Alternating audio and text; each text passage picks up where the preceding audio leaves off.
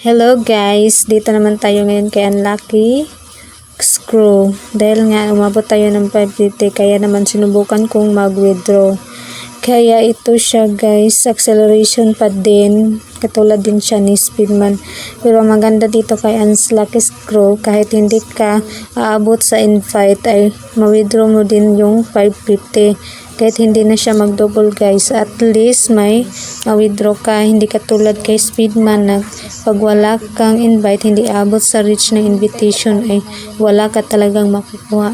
Kaya mas maganda ito kaysa kay Speedman guys. Download na din kayo.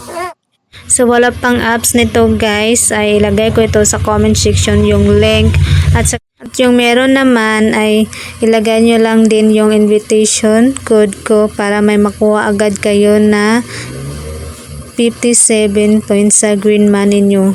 Update ko lang kayo pag successful withdrawal na ako.